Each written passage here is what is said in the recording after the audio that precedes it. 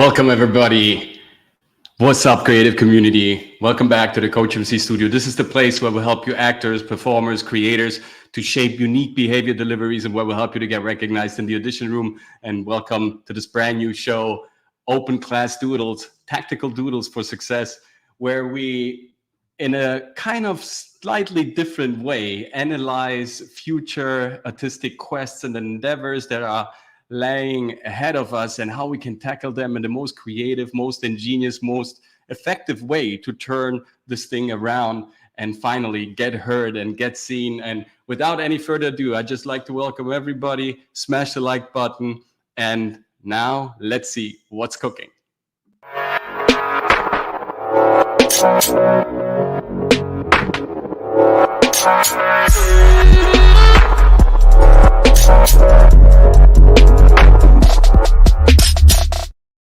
What are the open class doodles? Well, they are a way of observing something that we need to kind of perform, something that we need to create. And when we're talking about acting, we talk about so many things that, of course, are associated with the acting craft, with communicating, with performing.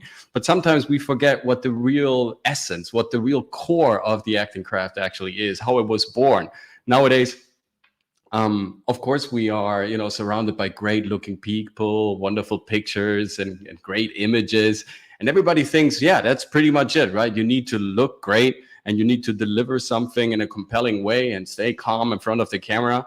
And basically, 75% of the biggest workload is already covered by that. Yes, it's true. You need to stand in front of the camera. You need to look great. You need to be poised and, not shaky or not overly nervous. And, you need to deliver your lines and be really sure about what you're saying, of course.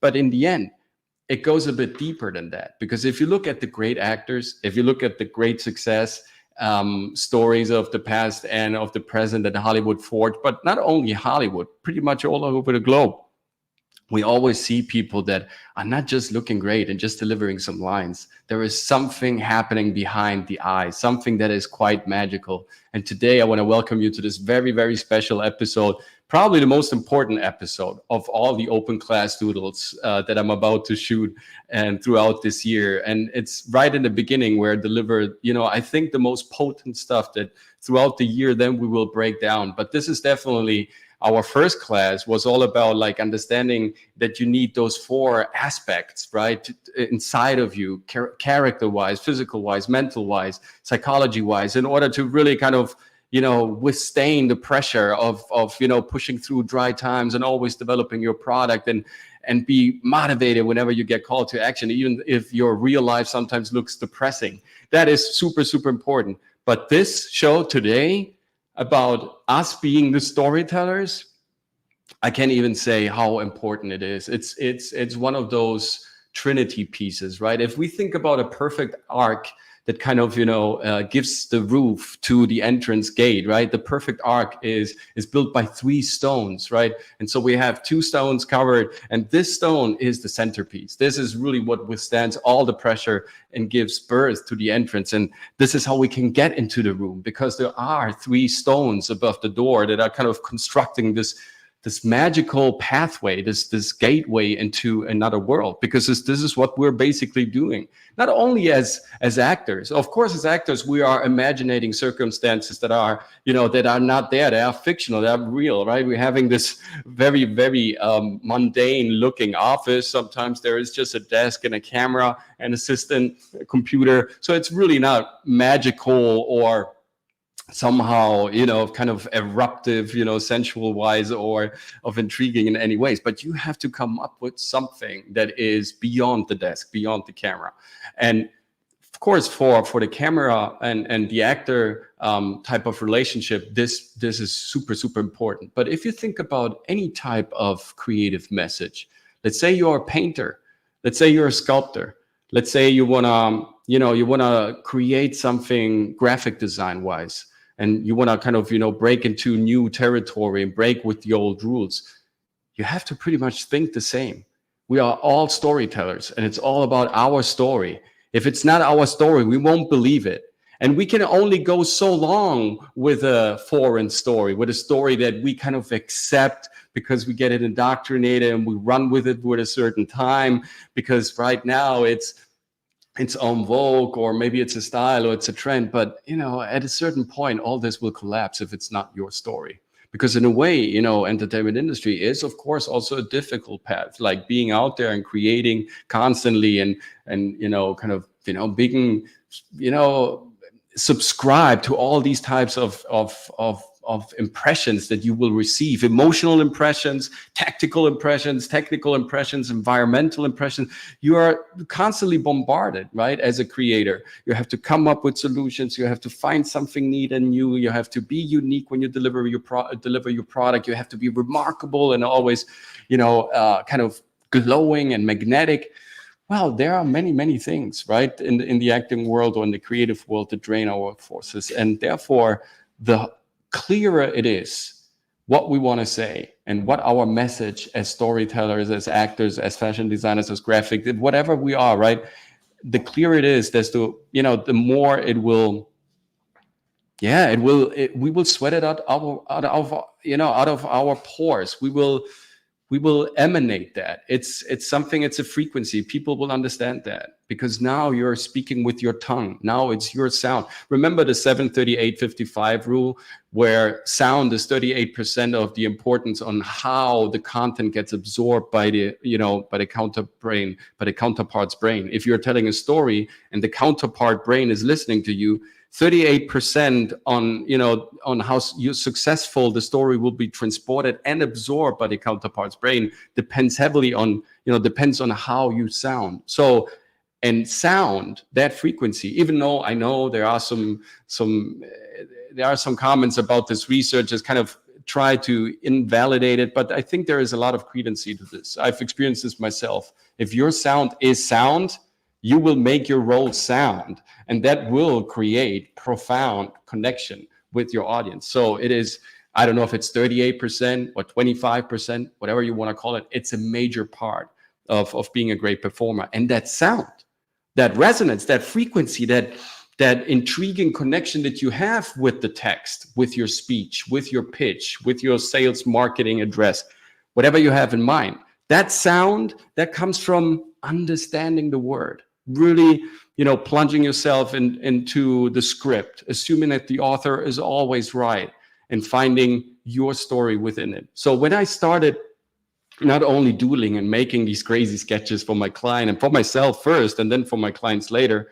you know, the thing that I kind of realized is that when you are in whatever form analyzing something that you have to work on in a slightly more unlinear way, if you try to break it down for yourself, just how you feel it. I mean, now you will see the drawing that I prepared for today and the other drawings that I got stored in all of my books and journals. But, you know, whenever you are doing, because this is also, you know, inviting you, of course, to, you know, try this out for yourself, because it's really no rocket science, right? You have a couple of different, you know, colors and pencils, you have a good paper, good quality stuff, and you think about a problem, a monologue, a presentation, and you try to break it down, but not just writing it down. Try to kind of really do some research on how you can reverse engineer the success of this final product that you have in mind. What is the path that leads me there,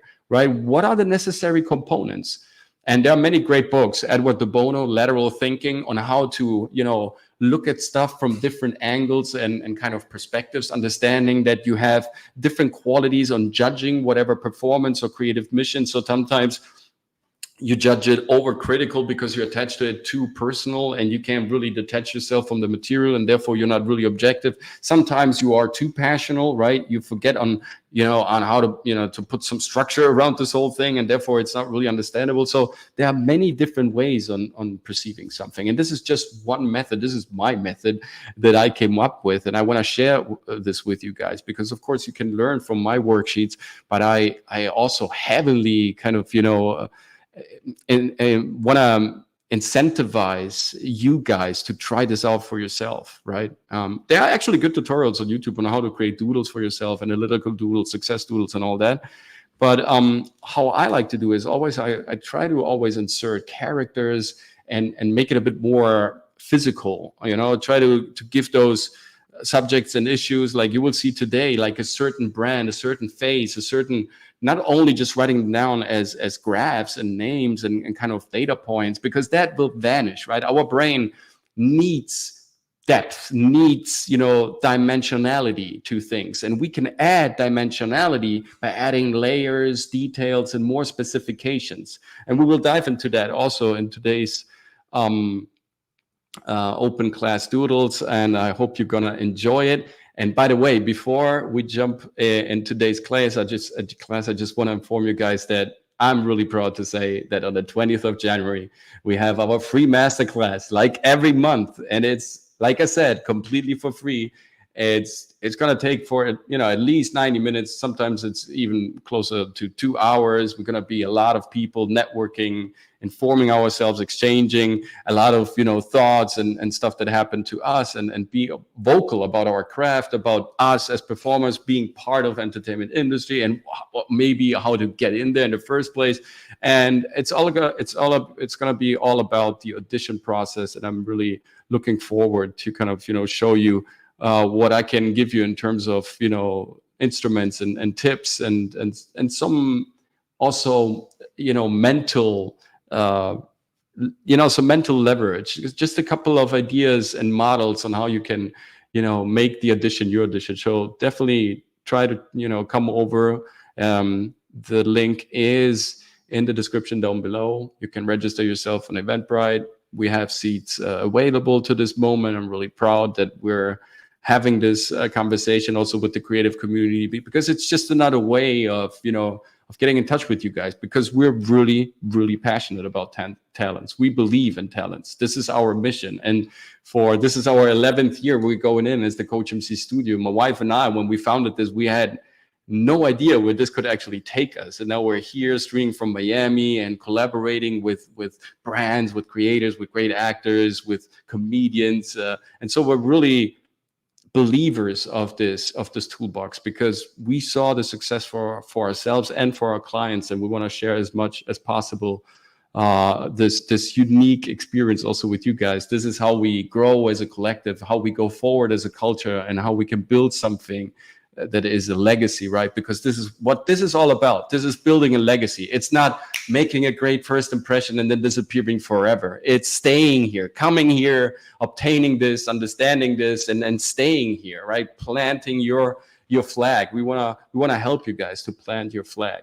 So when I made this round trip through the journals and the stuff that I've written and drawn over the last years, I was thinking, like, how can I really convey what this centerpiece of an open class doodle is all about? How can I really kind of exemplify how important it is first, and how simple it is from a certain standpoint. If you really think about it, later you will realize what I'm talking about, to make an impression, to really create leverage, and to have a maximized range of impact, where people finally perceive what you are about. And most of the time, like like, at least in my experience being a coach and working on in so many different artistic projects, as well as also helping other fellow actors and colleagues out all over the globe, the thing is always this, right? You need to be very, very confident, but you have to carry something secretive, something magical, something interesting, something believable inside of you when you're delivering your lines, right? There needs to be some sort of an incredible truthfulness and honesty. Nonetheless, this is an imaginary character, and we can only achieve that and having that sound, that frequency that I talked about before, but also that drivenness, that knowingness behind your eyes, kind of leading you to options, leading you to actions. And where do these things come from? Because we're not just standing pretty in front of the camera and delivering lines. Even if that, I wish some of the actors I've worked with in the past would have just kind of, internalized, these two aspects. Life would have been way easier, right? But okay, it is what it is. You learn also, through that. But that already is a huge chunk. Let's call it 75%, maybe just 70, but it's really, that is just something that kind of catapults you into the range of an acceptable actor. We're talking about 75-70% of quality level that already will make you work. But if you're not satisfied with just working and just being part of it per se, which already is pretty beautiful, like getting jobs and getting booked and really booking auditions and booking the roles and driving pilot season home every season with at least one major booking is already enormously difficult. But believe me, with this center stone, with this beautiful piece that I'm delivering today, you will be able, I believe, to book at least 25% more of your jobs if you will constantly stay on that auditional level in terms of numbers, how many times you audition. Just write this down today. Is like, what day do we have today? How many times have I auditioned last year? How many jobs did I book? Now let's apply this. At the end of the year, let's meet again and let's see if the numbers are not way higher this year. Why? Because when I thought about myself, like how to deliver this in the easiest way, I thought, like, what is it really that is unique about my craft? And I came up with the concept of, it's of course, it's my journey. I'm a warrior. I always say this, right? We need to be a creative community full of creative warriors. What type of warrior am I? Like me personally, the COACHMC, what type of warrior am I? Well, I love Japan. I'm always, I was always kind of gravitating to that type of ornamentation, of design, of way presenting things. And I said to myself, all right, the COACHMC is a samurai. And so when I think about the samurai, I think about, the warrior asking himself, so what is unique about my craft? Me personally, what is it that I do in a different way, in a way that is intriguing, that is somehow, worth noticing and watching, that is, that has some sort of novelty, that is kind of weird, rational, interesting, right? That is unique about my craft. And, the warrior needs something he can do in a uniquely manner in order to be remarkably, recognized for his pursuit and for what he did, right? He needs that remarkable position, and you can only do that by, developing a unique product. So I asked myself, what is unique about my craft? And I think the uniqueness about the actor is that the actor is a storyteller in motion. That's why it's called acting. We are acting upon something. But it's not just blindly doing something physically that is not animated, not motivated, because otherwise, of course, it will just look shallow and unbelievable and not true and not truthful. In order to motivate that action, what we are acting upon, we need a story. We need to believe in something.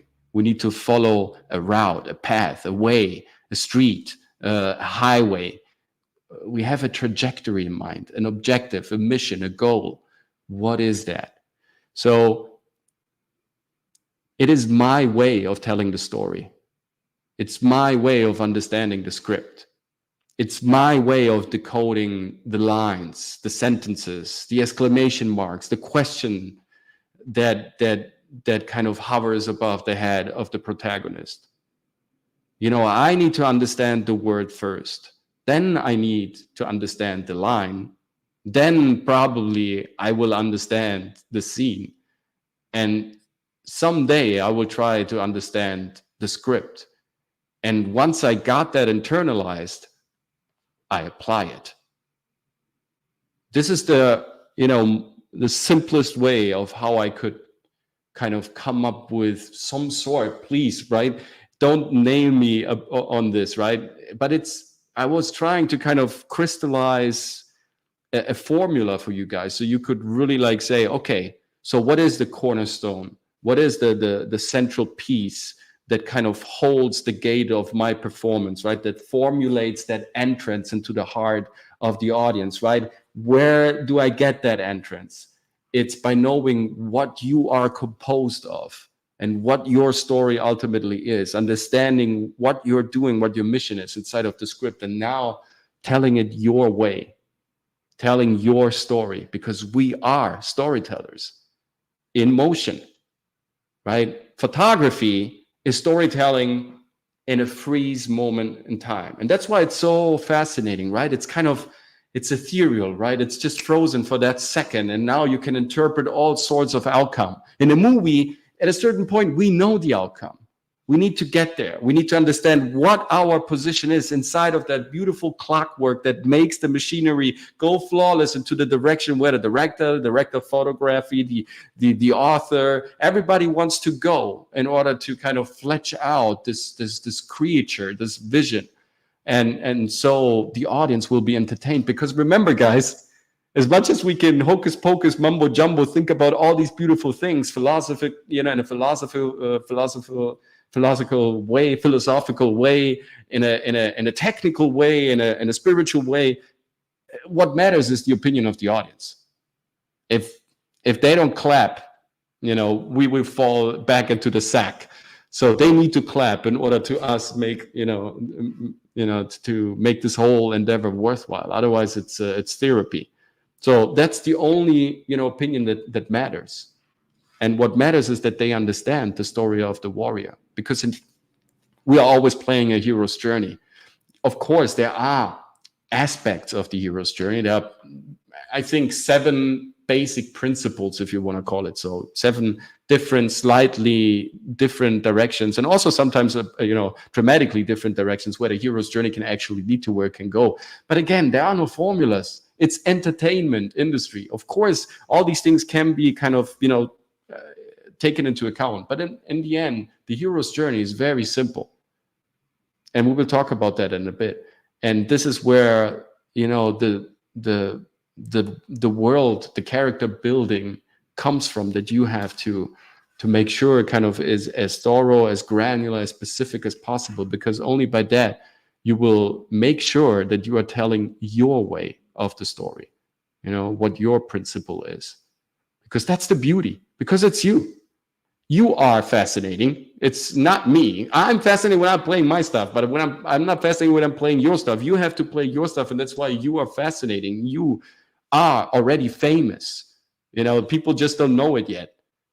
But you have to come up with something, with a product that makes you look as confident as somebody who is already famous. This is how people in the room will, start paying attention. Oh, he's not just a face, or she's not just a body.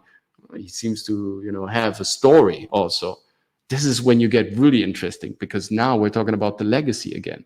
It's not just a one-hit wonder, just not a material, right, that passes by, flashy lights, a couple of stars and a bit of, dust on top, and then it kind of disappears forever and gets swallowed by the abyss of the demon Thors, right? No. You're there to stay, to play in the moment, but to stay in the world. So in a way, it is thinking like the author, talking like the character, and making an event out of it. That's acting, to me at least. When I analyze a script, when I look at the, comment and smash the like button, right? And just write me if you want me at the Open Class Doodles to kind of perform a monologue and to break down the process, right? And to let you judge if you like it or not, if that was a good delivery or not. And then I can, explain this a bit more granularly. But just to make the point, when I look at material, I try to understand on what page are we here, right? It's like, where is this located? Okay, interesting. In the beginning, look at my character, very eruptive, disruptive type of character placed in the beginning of the story. What is the author most likely wanting from me in that peculiar position? Because always assume that the author is right. Even if you don't necessarily like the material, it's his world.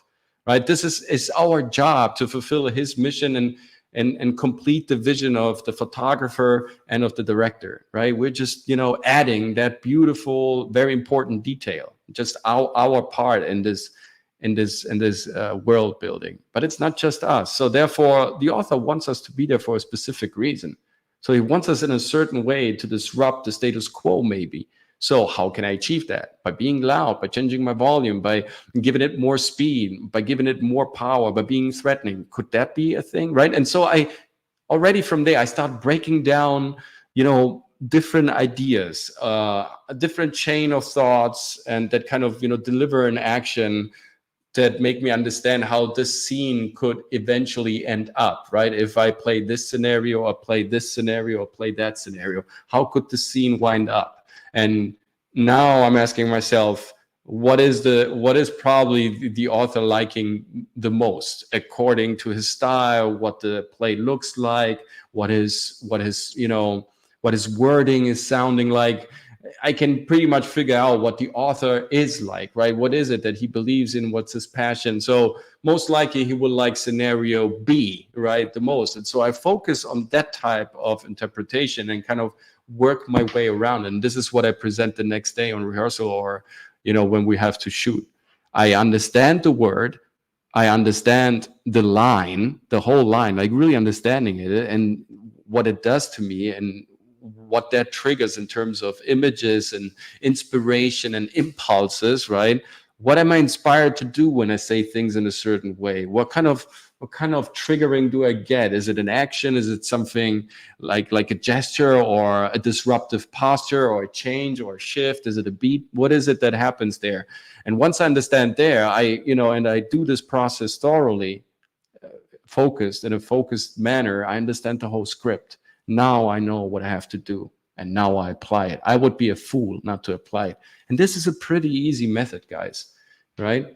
And why am I doodling this? Why am I putting this like this? Because if you write it just down, if you put it in a graph, to my experience, yes, maybe you understand it on the left hemisphere of your brain, but it also needs to, transition to the right side of the brain. It needs to be absorbed by your limbic system as well, where your subconscious, where the social qualities resides, where we understand more visceral things like body language, like psychological interpretations, like gesture decoding and deciphering, where all this subconscious automatism kind of happens, right? This is where I want to be with my text as well. This is where I want to, place my character as well, because then on set, I'm ready to go in different directions. I can't wait, instead of being frightened, because I have a game plan now, because I understood what the mission of the warrior is.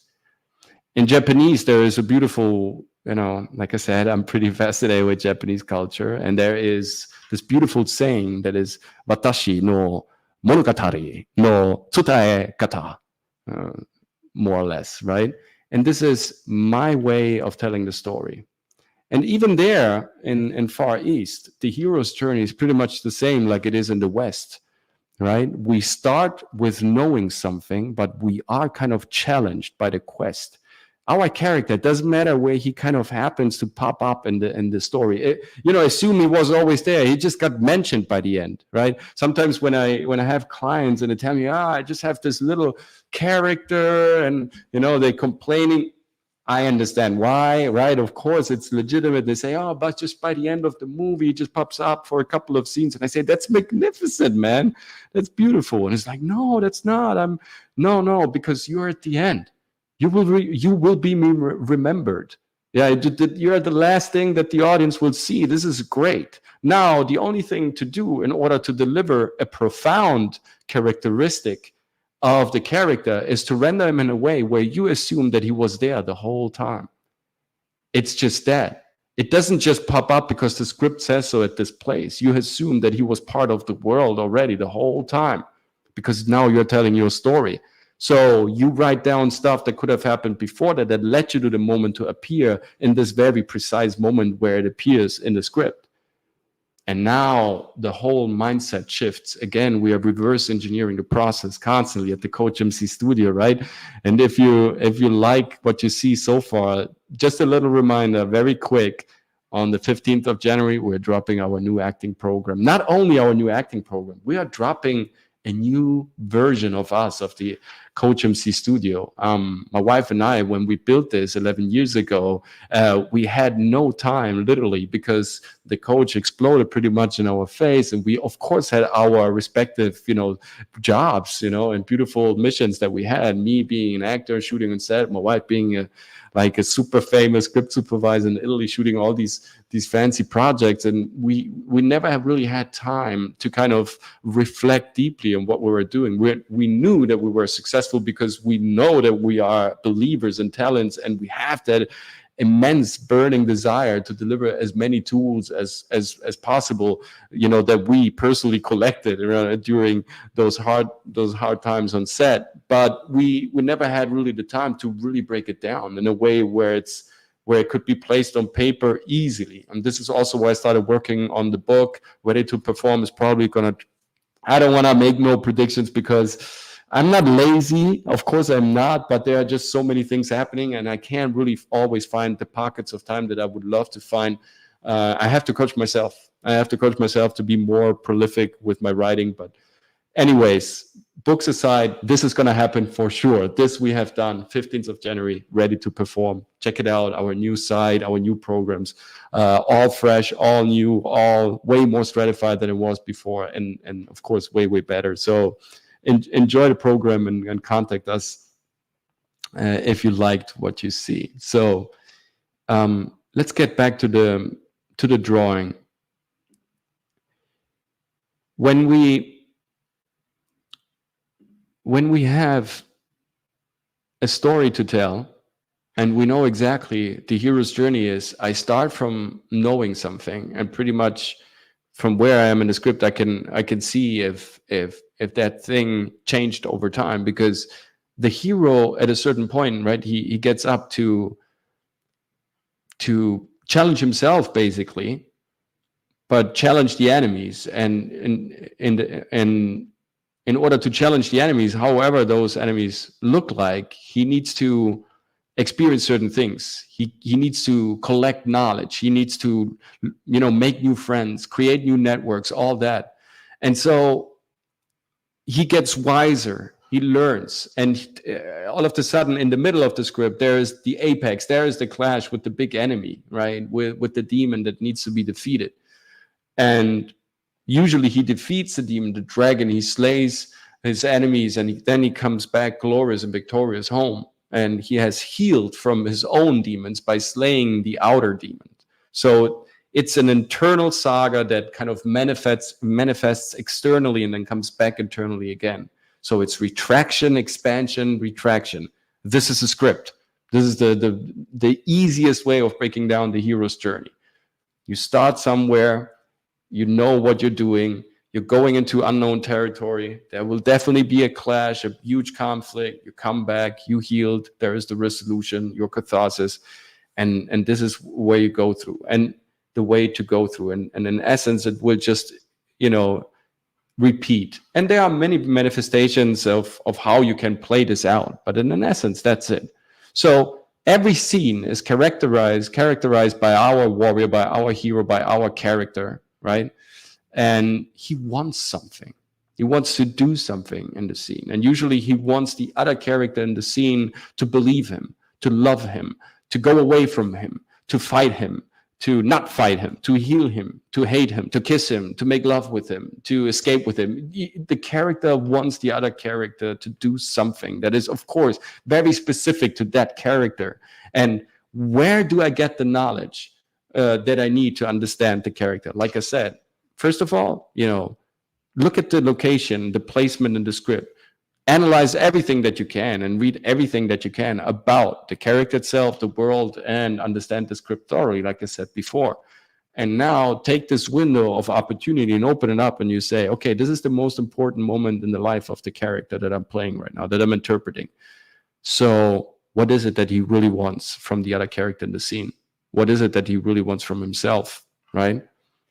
Usually that's something that you want, that you trigger by your action, right? That will trigger that famous reaction. Like Paul Newman, when he was famously arguing with Alfred Hitchcock on set, right? They just worked once together. They didn't really like each other. Paul Newman and Alfred Hitchcock, they were completely different worlds. I mean, understandably so, right? Hitchcock was like even more old school than Paul Newman old school is right now. Like when we look back in time, like they were old school. Yeah, Hitchcock was even more old school than old school. And so there were like two universes clashing against each other. But this is where we got our beautiful acting theme from. Allegedly on that set, Paul Newman declamated for the first time in history, that famous sentence, right? Is like, no, Hitchcock was saying to Paul Newman, you have to understand, if you move in another way, you know, the setup visually kind of is busted and the whole intention, right, is gone. And so people can't psychologically understand what it is. And Paul Newman said, no, it's not right. Because if I come out in a different way, she will finally react to me. And this is what acting should be all about. She is reacting to me, right? Acting is reacting. And this is where this term was actually born. And you want a reaction. I believe in this very instant, in this very case, usually Hitchcock was right, but in this very moment, Paul Newman was right. Acting is reacting. You want to create an event, like I said before, therefore you need a reaction. Again, you need to know exactly what you want. You know, what should be the address and the result of your action, of your intention, of what you say. Do you really understand what you're saying? Because you are a storyteller. You need to understand first completely and thoroughly and granularly, molecularly, what you're talking about. Because this is where your confidence comes from. It doesn't come from the heart. Bravery is not enough when you get into the audition room. It's a beautiful concept. It's very romantic. I'm a romantic guy. And I believe the same thing. When I kind of, you know, started my beautiful acting career, I was going into the room. It's like, I can do it. I can conquer them with my spirit, with my passion. I just need my heart, right? It's not enough. You need to know what you're doing, right? You sometimes can wing it like that. I'm not saying that it's always been a failure or a mistake, or that it didn't work. Sometimes it worked. Sometimes I even booked roles. But I didn't really know what I was doing. If I'm really honest to myself, at least myself, I wasn't really sure what I was doing. I was just emanating energy. And yes, of course, I was thinking, but more and more, the more and more I started thinking and researching and kind of breaking down my character and coming up with a more peculiar and interesting story, the better I was, the more profound I was, the clearer I was in the audition room. I think clearer kind of brings it. I was clearer. I was still passionate, maybe a bit less, but now I was delivering better. I felt like now I was really kind of, you know, perpetuating, like really transporting what the character was, really his essence. And I felt way more confident about that, way more secure. And I also enjoyed it more. And I started booking and getting a different interest also in my persona, because now I was really, you know, I was really in touch with the character. Yes, it's be now you. Of course, we know that it's the hardest thing to achieve, but be is also something that has to do with, you know, that capacity of understanding that if you rationally absorb something, let's say in the morning you get up, you read the text, right? And you just kind of, you know, go through the text, you kind of memorize it, you sketch it. And then in the afternoon, you complete it by adding esoteric knowledge, emotion, weird feelings of rationality, and more creativeness in the afternoon to it. And now you have something that is interesting because your character can now think, but also feel. Because it's not just about, you know, feeling and being passionate. I've experienced it myself, guys, believe me. Sometimes you have casting directors that are, you know, not experiencing their best day. I don't know why that is, but sometimes it is. Like we all do not experience always the same, you know, level of gratitude and optimism and positivity. Sometimes we are in a bad mood. And casting directors can also be in a bad mood. It's you know, it's not nice. Of course, it's sometimes even rough or rude, but you know, it happens. We are like that as well. We are not always a shining beacon of light and truth, my friends. Ding, ding, ding.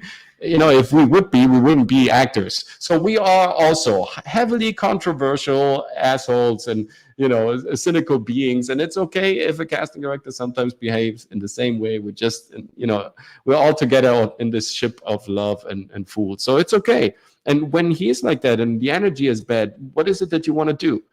fight against it with your energy, so it's a competition between you and the casting director? Or shouldn't it be probably more reasonable to focus on beautiful work and delivering a great fucking performance and not caring at all in what type of mood the casting director is, or his assistant, or maybe even the star of the show that was forced by the production company to read, with you because the scene is important and he doesn't want to be there in the first place and he thinks you're a jerk anyways and not even looking at you while he's reading back to you. But hey, it doesn't matter. You're there to tell your story, your essence, to be there, right? So answer all the questions before you get into the room, because this is the moment where it really matters. And if the warrior, I use this analogy of the samurai. You can use whatever. Sometimes this would be part of the training. When you join the training, the COACHMC studio, what we do what we do all the times, what I do with my clients, my students, it's just a beautiful way, is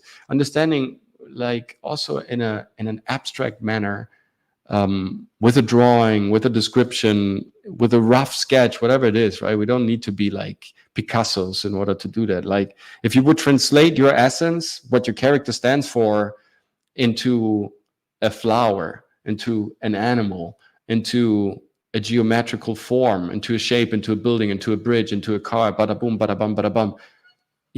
We create those imaginary visual portfolios, those moodscapes about you. And so you understand what facets you have, what kind of styles you represent, what niche you're actually in, what you emanate, right? These are very, very important questions when you are looking at the script, but also looking at yourself. Because you are the warrior. What type of warrior are you? So for me, it's the samurai. I'm attracted to Wing Chun, and I practice boxing a lot, and martial arts I completely suck, right? I'm not good at it at all, but I just love the workout and the philosophy behind it. Tai Chi, Qigong, yoga, it's making me, it's making me better. I'm more elastic. I'm a bit calmer. We can argue with my wife if that's really true, but probably it settled me over the years. It settled me a little bit. Come on, don't you agree? Don't you agree a little bit? It made me better. It made me more conscious, and so therefore I'm attracted to this world. I kind of gravitate to this world because it contains a lot of wisdom. That doesn't mean, though, that it's the only world that contains wisdom, right? There are many beautiful worlds out there, and I study them as well, of course. But this is the one that I also style-wise like the most. That's why I translated it with a samurai. But of course, it's Watashi no Monogatari no Tsutae kata. It's your way of telling the story. So you can choose whatever type of representation you deem the best in order to really understand, like, who you are in this. This is why this open class doodle today is so important and so fundamental, not only for this year, because it kind of shows, who you are and what you're doing here. Like, we are all on this journey together, but then again, it's so amazing. We are also complete single units, right? Because in the end, in front of the camera, of course, the better the actor is in the scene, the more you can get from him, the better you can react, the better your performance will be. So it's of course also very, very important to be surrounded by great professionals. That's why I say, right, we are not aiming for perfection. We're aiming for mastery. If you aim for mastery, you have a clear trajectory, you have a clear vision. This is where I want to get. This is what I need. Yesterday I was a guest at Jay the Gooch, Diabolical Souls, show on his YouTube channel, and it was a great talk. You might want to check out his channel. He's also a very creative mind. He helps kids that are in trouble, mentally wise. He does a lot of fantastic things. Diabolical Souls presents, check out his channel.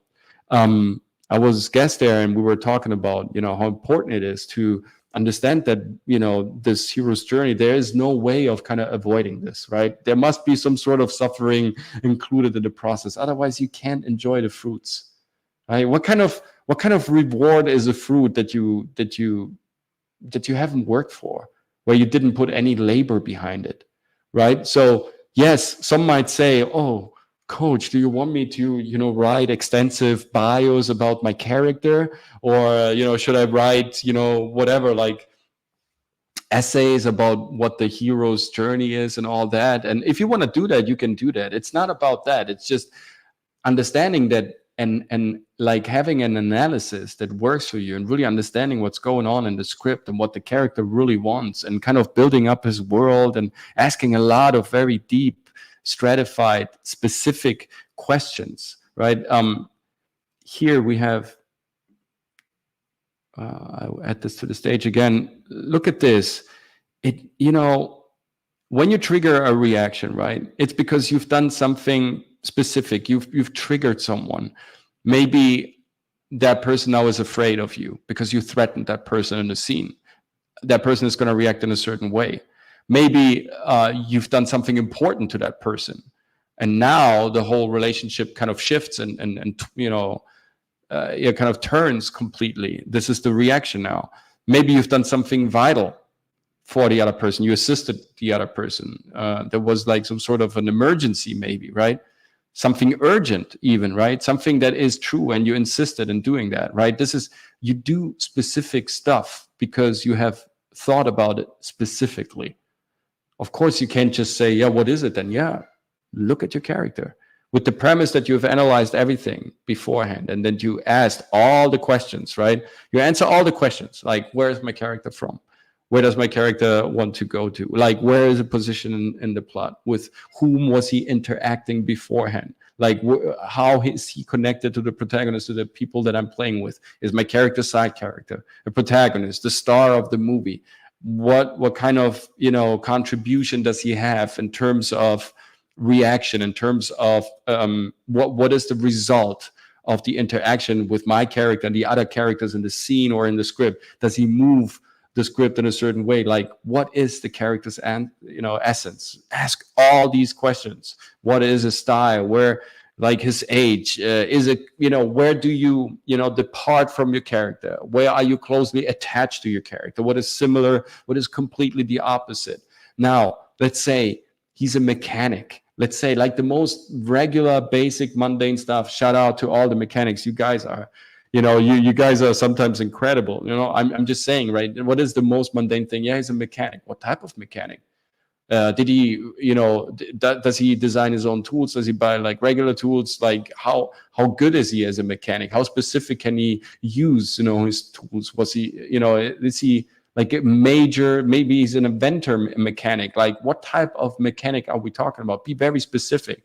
Is he like, he's a perfectionist? Does he clean up his desk, right? His workshop always looks immaculate. I know a couple of guys, they have garage. There's like, in Germany especially, people, they seem to have too much time and too much money. They have hobbies, super expensive material that they never use, and everything is like tiny, weedy, needy, kind of dressed up in the garage. They just have to pick it. Some are a bit, I don't know, a bit messier, right? They just throw this stuff there. Like, what type of mechanic are we talking about? Answer all the questions. How does he smell? What's his hygiene looking like? Does he collect something? Is he a sneaker freak? Does he just wear boots? What kind of music is he listening to? All this stuff, right? Because if you really want to portray somebody who wants something, then you need to want that something. There's no other way around it. You really want that. And in order to really want that, you need to understand, like, hey, what is my story here? What is it specifically that I want? What is my objective? What is my mission? And yeah, I mean, it's not a mission goal statement, but we are storytellers. And if you think like the author thinks, is like, what is most likely that the author wants from me? And how can I even top that? How can I even make that better? It's many, many times when I'm working on set, and I get a scene, and I think as my character, and then I think also as the author's team, we have, like, in the soap opera I was working on, and also for major movies, you usually have a team, right? And you think of this team, you think of the author as like, what's the voice here? What is it that they are kind of hinting at? What is it most likely that they want me to do? And I do that, like, and on top of that, I add something on my own. When I played the chef, is okay. Every time I'm there with the knife. I was working on some fancy moves that I could do with the knife, because he's so enamored with his tools, and he's a bit of a cliche narcissist, extrovert, stubborn type of Michelin star chef. So I want him to be also a bit of a juggler. And so I add these things that are not necessarily scripted, but I think as the author, and is like, yeah, if he already writes me this way, what is a nice asset, like an accessory that I can add to this picture already, that makes it even more appealing to watch and to observe? What makes it even more standing it out? Like, okay, and now I add even humor to this. Like, okay, it could be more ironic, and then now I add even a movement. And so this is how you build.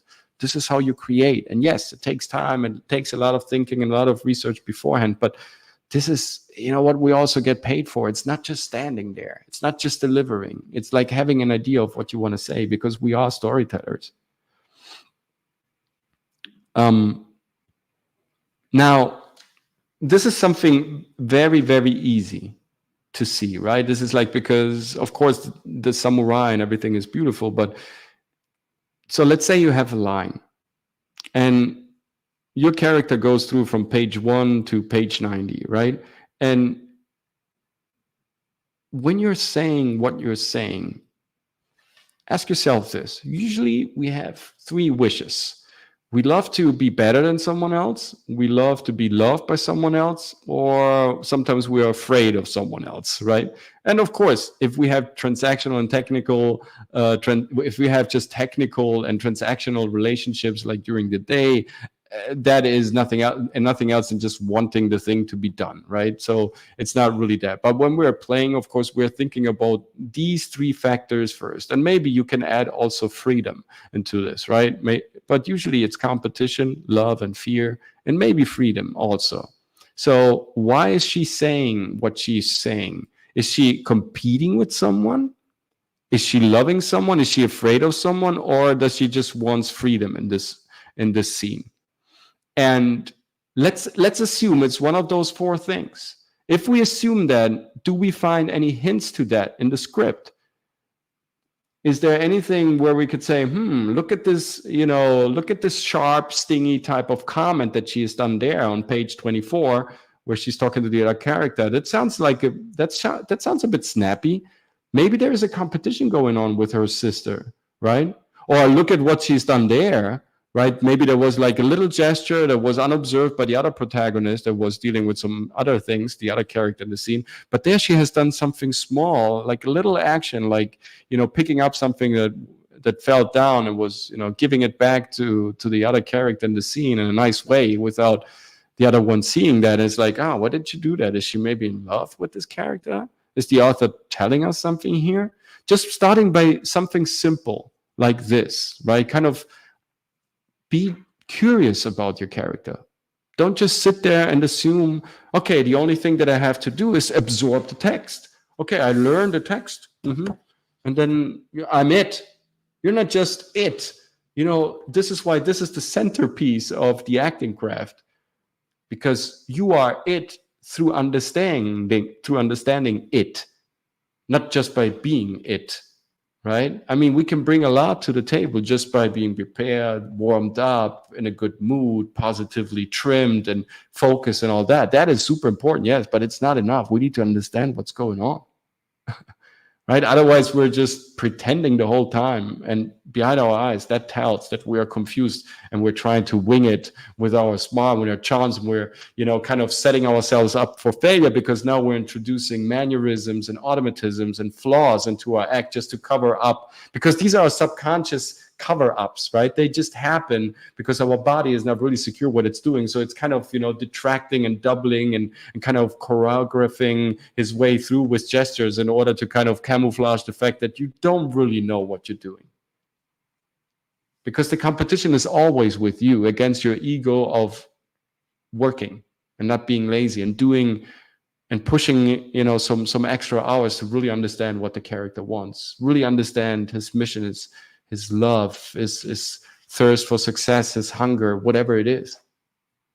It's all there in front of you. You just need to break it down and over again until it makes sense to you. And now you say, this is telling for me, till you realize, okay, this is interesting. I can tell this story. Yeah, Let's see.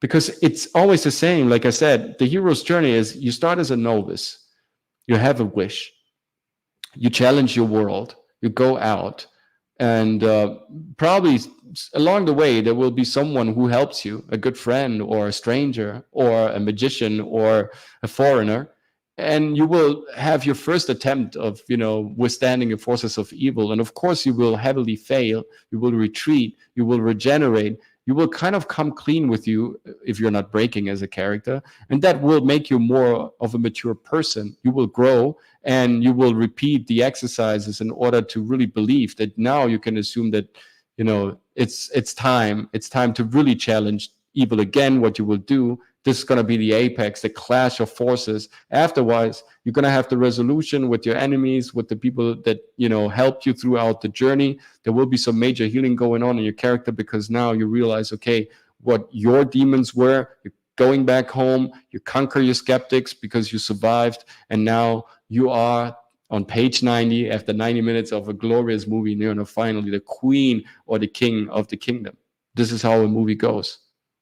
So, and every scene is you can basically break down every scene of this movie, every page of the script in those 4 principles. What is going on here? Do I have some sort of a competition with the other character? Is it about love? Is it about fear? Is it about freedom?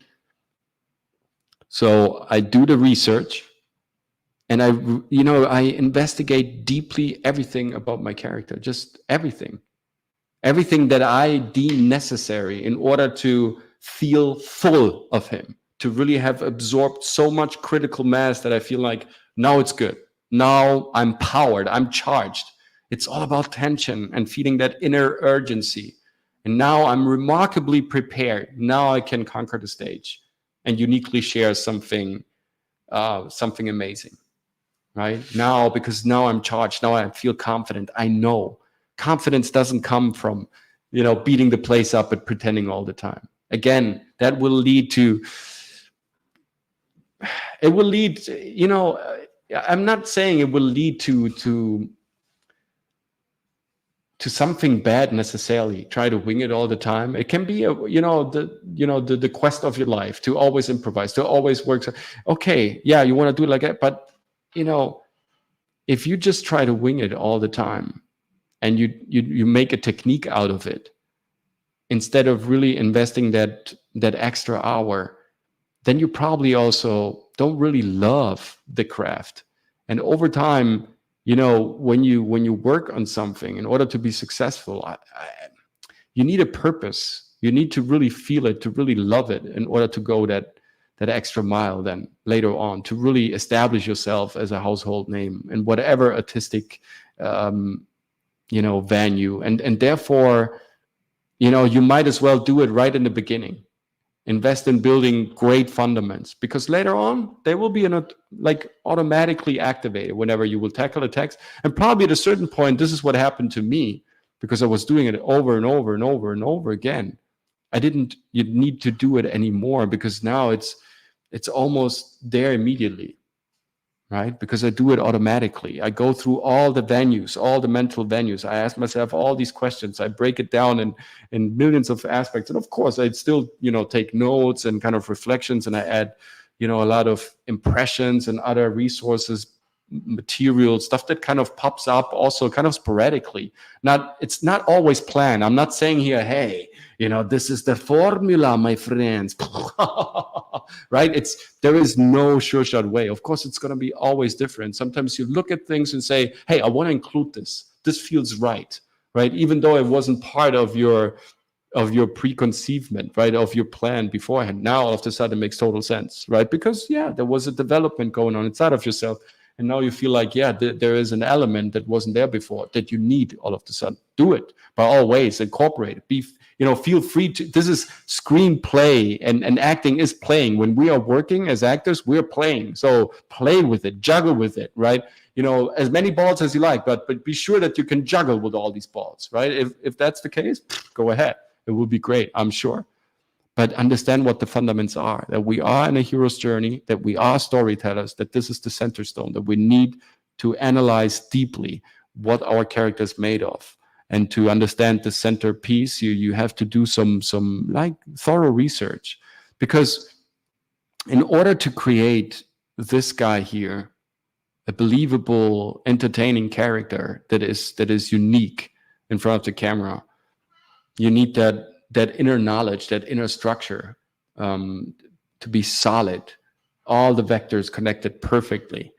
And this is where you glow, where you emanate, where you come across as a professional actor, because now you're focused also more. Believe me, this is what happened to me, and what I see also happening with all the others. I not only as a coach, but also as a sometimes as a casting assistant, as a casting director assistant. When I was reading as the protagonist, when people were new people were hired as talents for the show, I was seeing this as well. Like, you would give them a couple of tips and just tell them, hey, come in and really believe what you're saying. Like, own this word. You are the storyteller of the scene. Don't just say things, right? Just, let them. It's not about feeling. It's about like knowing.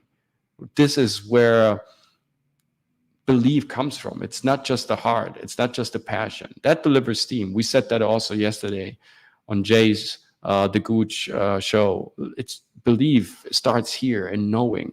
It's a mixture of the left, because of course both hemispheres need to be taken into account that we have in the brain. We can't just play, even the most rational scientific character that we play is probably driven by a deep passion and by a burning desire, and every passionate flamboyant type of warrior type of character is also definitely driven by a plan and by a strategy on how to achieve what he has in mind. So there are no ways of excluding one hemisphere of the brain. It's just, the proportion, they vary for sure, right? They change the importance and the volume, but there's always a component of one side in each story. And therefore, our character has a mental aspect as well as we have as a mental aspect. And the more you investigate in that, the more belief you will generate for your character. And then you can add passion, you can add fiery, you can add big speeches, everything. But now you have it under control. Both hemispheres, both sides are interacting with each other. Let me know in the comment section below if that makes sense to you guys. And by the way, if you haven't so far, subscribe to the channel. Subscribe to the channel.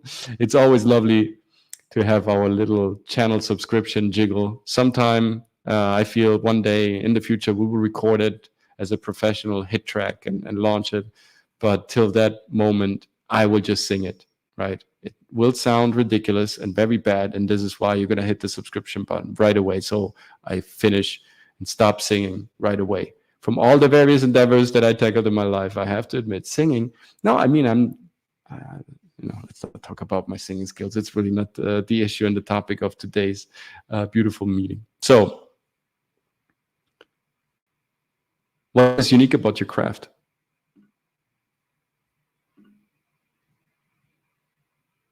Sit down with yourself and ask this question and work on it. Because I believe the thing that will let you book more roles is not your six-pack. It's not the car that gets you to the audition.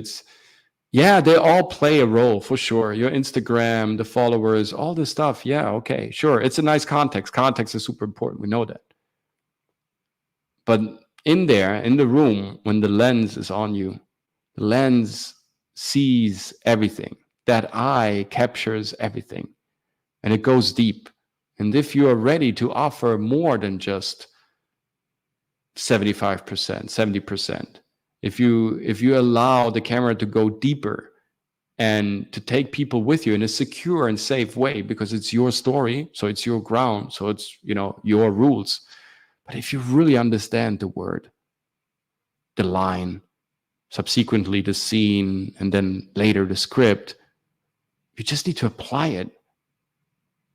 Just be there as the character, be unique. Because this is way more fascinating than everything else, because it happens. Richard Burton famously said, it happens between the eyes and your mouth. This is acting. It comes from that belief. It's here. They see it. It's behind your eyes. You know what you're talking about. Why is your character not having any shoes, or just a couple of, just maybe 2 sneakers. What kind of question is that? Yeah, why does my character have only 2 sneakers? Is my character poor? No. Okay. So why is the author saying he has just, 2 sneakers in the drawer when he's describing his room? Yeah, probably he doesn't need more than 2, the 2 pairs of sneakers. Why? Is he so essential? Look at his clothing. Oh, they are minimalistic too. So he's somebody who lives in the essence, right? Who is not kind of attached to material things, maybe. Is that correct? Yeah. So that will definitely also manifest in the way how he behaves in gesture, right? If he has just 2 pairs of sneakers and just a couple of jeans and just a couple of shirts and that's it, and he lives also a very simplistic type of lifestyle, right? Just by that little detail and just by asking these questions, that of course also results in a different physicality that informs me about how my character acts, because it's acting upon things. But we are, pictures in motion. We are stories that have a certain dynamic. And so therefore now I know that I have a different physicality than what I probably assumed in the first place, or completely different from what I usually behave like. Okay, so this is definitely something that I should immediately kind of, take down as a note in my journal, because that distinguishes me profoundly character-wise from the person that I have to interpret. I'm completely different. I move a lot. I have a lot of gestures. I like clothing. I like to, I like fashion. I like to wear different stuff and to express also sometimes how I feel and what I want to convey as a message through, the fashion that I wear. So therefore, this way of reduced thinking and living is completely alien to me. Now, what can I do in order to understand this character better? Well, somebody who lives like that definitely represents a philosophy. A simplistic lifestyle doesn't come, overnight. It happened because of a reason. Maybe that person experienced a trauma, or, just was in a toxic relationship where he spent all his money, and after that he said, I have to cure myself from all these materialistic goods and all this evilness. Now I have to live a simpler lifestyle. Maybe this person, was poor in his upbringing, and then he, there are many different ways of kind of unlocking his philosophy. And then, like in real life, philosophy doesn't just come from, spontaneous behavior. It's a reaction to a situation. And what did my character do in that circumstance to come out of that situation? How did he break out of a certain circumstance? How did she conquer the hearts of the people around her, even though she was coming from an incredible situation where all the odds were against her? How did she came out of this mental cage? Well, she visited somebody, she read something, she went to a certain school, she did something. What is it? Come up with it. Write it down for yourself. Do your own research. Is it something that she was reading? Is it something that he was practicing? What was she reading? Maybe a book about philosophy. What type of book? There are many books on philosophy, right? This is how you break it down. And believe me, of course you don't, just need to read it but already that, like thinking these things, even if you're not even taking notes, already attach you more to this warrior, to this hero. They already connect you more granularly and form you, your subconscious and your physicality in a completely different way than just looking at text. And nowadays, I have to say, if there is one advantage on this planet, why we should have direct mobile access to the internet in our pocket, right? If there's one advantage, is that even while we're sitting in an audition office, right, in a casting director's office, and we have like 15 minutes and we have our cold reading material, it's like there's a little description. You ask, where is she kind of appearing in the script? What page is it? So you get a rough idea where she is. Okay. And then you do like a quick research. Maybe you take a couple of notes. You are allowed to take notes. Take notes on your sheet of paper, right? Look at the stuff. Get a relationship to the character, right? It's absolutely counterproductive to not taking notes. Take notes, write down what you think about the character, have it here. This is the relationship. In a couple of minutes, you can do some research why the character is dressed or speaking or doing this. And this already connects you more to the character. You will develop more focus. You will be more connected to this expression. Already now you're in the storytelling process instead of just, hey, what's up? Waiting for the execution in casting director's office, right? Because this is what we're doing. We're waiting there like, oh, yeah, let's see. No, like this, you're there, you're connected with the script if you're using this method, right? Doodle around and create your own connection, because it's always a bridge. It's my center line to the character's center line and vice versa to the center line of the audience. My heart to the character's heart, and then, you know, up it goes to the audience. This is how we connect. So the hero's journey is our process of telling a story, and it's always, in a way, also the beating core of every character. And therefore, this open doodle class was all about understanding tactically that around the core of our character, there's always a journey, there's always a challenge, there's always a voyage from the known to the unknown and back to the known.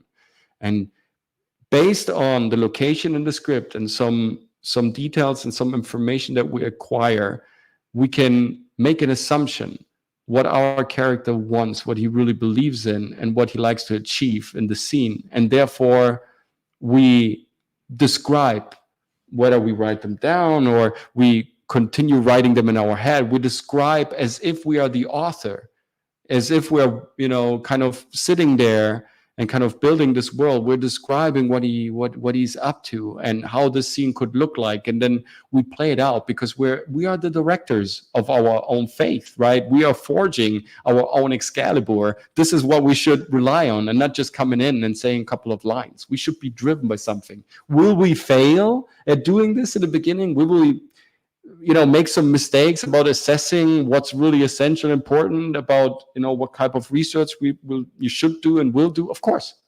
for sure. In the beginning, we will. This is what happened to me as well. I was researching the wrong stuff. I was not believing my impulses enough, and I was sometimes also not eager enough to challenge, you know, assumptions and do some extra work. But the moment I started really kind of going deep and going visual and going analytical with my character and really analyzing what he was saying and therefore determining what he was thinking, what he was wanting, that now is for me almost the funniest process, right? The one that I love even the most, right? In the beginning, I was all about improv. I was all about, yeah, give me this, right? I am a great cold reader. I would love to assume that I'm a great cold reader, because I can go very quickly, you know, 18 years of soap opera, they leave a mark, baby. I can go pretty quickly with this into certain directions and create an event. This is what we should do as actors, right? But especially when I played this other character, you can find the movie on YouTube, it's Child K. When I played this very dark, evil character, I had to, do some thorough research, because that was so far away. And there, probably for the first time, even though I have to say, for me, researching is always fun. I wouldn't say I'm a born researcher. It's just fun. I'm a nerd. I'm a geek. I love to kind of, dabble and doodle. And for me, this is great, right? This is where I have fun. So to me, it doesn't feel like work, but it is, of course, a lot of work, because the hours, can't be replaced. You have to do the research. I have, a couple of books here. If, they are just filled with information. They are just, just packed with, information, right? You take a lot of notes, right? A lot of freaking notes, right? You dissect things in a very granular way. But this informs your physicality. It informs the subconscious of the character. It reinforces the belief, because you logically can assess what you are accumulating in terms of knowledge and research. So your belief automatically goes hand in hand with what you've accumulated, and therefore it's just a matter of then, of course, releasing it and turning knowledge into wisdom through the action, and afterwards reflecting on top of it what you just did and improving it and then displaying it again. And this is what art is, according to Aristotle, right? It's you have knowledge, you turn it into an action, you get a reaction, you think about what you just did, that is your reflection, you implement that for your next repetition, and that then is the piece of art that is, conceived, incubated, right, and then perceived and built and maintained and then worked out and then displayed in front of the audience. This is what art is, according to the Greek philosopher. And it's true. We work on something, we build it, we maintain it, and then we display it, and then it becomes perceived. And this is where people communicate their thoughts about it. So it becomes part of the field, becomes part of the collective consciousness, because people now start talking about it. They're sneezing it out, right? And they will infect others with their images if you were good. And this is how they get infected with your image, even if they haven't met you yet. Isn't that great? This is how acting works. They will talk about you if you do this right? Because they are the audience. They're seeing your pictures, they're seeing your images, they're seeing you speak. And if your sound was connected with the right thought, your feeling gets transported. So therefore, the image gets anchored in the subconscious of who perceived you. And therefore, he will remember you with certain triggers, with certain cues in his private life, even though the show is over. And this is how we establish at the COACHMC studio, we establish, I'm here, but once I speak, I'm there. And once they get home with me, I'm everywhere. So I'm here, I'm there, I'm everywhere. This is my belief. This is what I do. This is what I can also teach.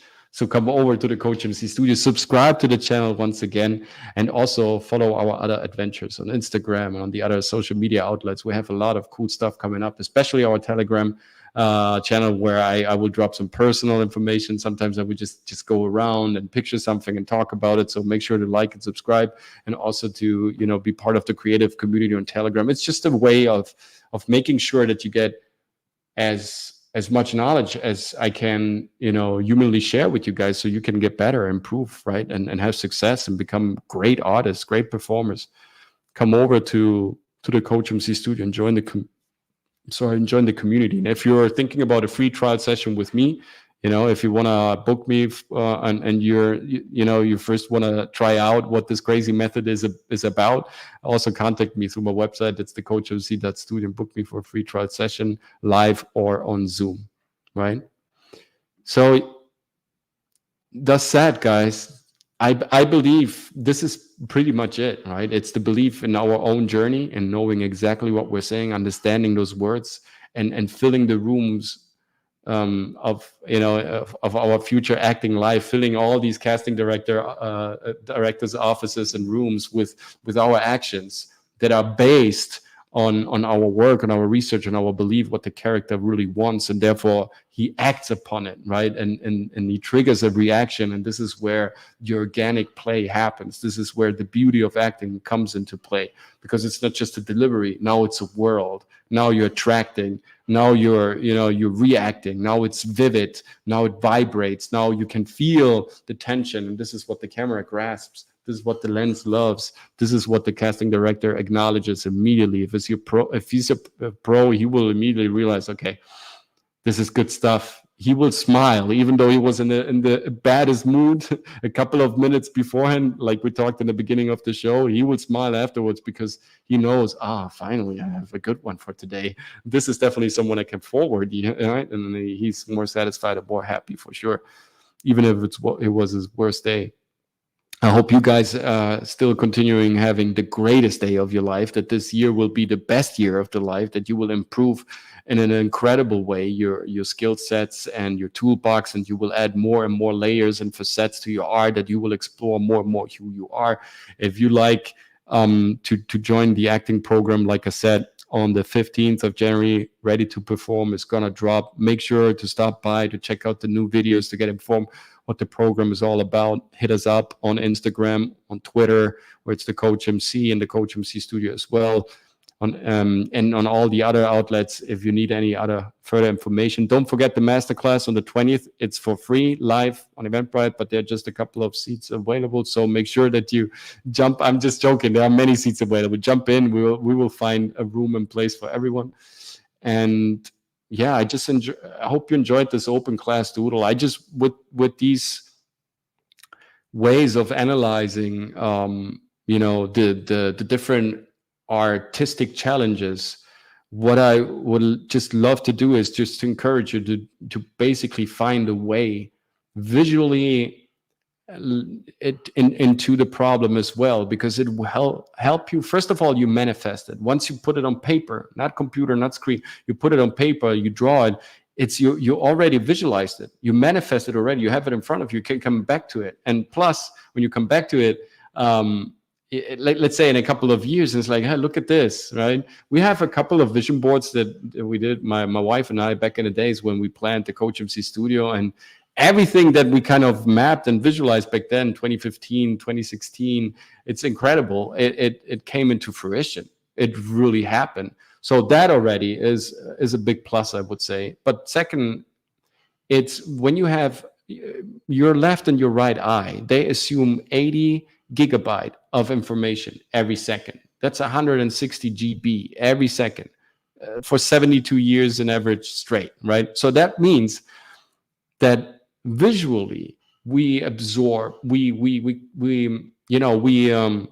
occupy the biggest memory space, right? This is where our brain, this is why screens and social media and iPhones and smartphones work so well, right? This is why we're so fascinated by Las Vegas and the lights, right? Because this is where we occupy the most space, the visual storage, right? And so therefore, if you draw it and you make it vivid, and even if it looks like naive art, it doesn't need to, like I said, it's not about perfectionism. It's about mastering certain aspects of the craft and analyzing deeply what you have in front of you and kind of breaking it down also visually. It will just help you, because right now your brain doesn't know how important it is. The moment you draw it, your brain knows, because you're focused and you're concentrated. It takes a lot of time. The procedure itself takes time. The process, lasts for a couple of hours till you've broken down everything. So your brain knows it's important to him, right? It's important to her. They want this really badly. And so your brain will free up more, temporary storage place. It will free up more. It will kind of push aside other things that are not necessary right now. And so it will just deepen the connection with the script, with your craft, with the art, with the scene that you're producing. And this is a great way to get a competitive edge, because nobody else is doing this. Like, just a few people are doing this compared to the huge mass of citizens out there that call themselves actors. This is not something that everybody does. This is where you definitely get a competitive edge, because it connects in a different way. It informs your system in a different way. And therefore already it's useful and healthy. And it makes you more creative, because of course you create new neural pathways. New neurons means you get smarter, because your pattern recognition goes up and you start being you're skillful, right? With the creation of your art, whatever your art looks like. So I can only encourage you to find your own way of messaging to yourself what the content, the essence, the core of the character, of the story, of the art piece actually is. And then apply it, my friends. Apply it. Have so much fun. Thank you so much for stopping by at the Open Class Doodle, guys. It was a blast and a great honor for having this second session rolled out. In the future, we will definitely also have some guests and some beautiful people joining the show, bringing maybe also their drawings, their open class doodles, their art. Let's see. It's definitely going to be a nice ride throughout this year. There's a lot of material that I want to share with you guys. Like I said, watch out for the new content dropping this month. Stay, connected to the COACHMC studio. If you have any questions, DM me or book one of my free trial sessions directly on my website. It's thecoachmc.studio. Leave some comments. Leave some remarks, right? Share this video to your creative community. See you with the next Open Class Doodle. It's going to be Tuesday next week. And I think now you're ready to perform.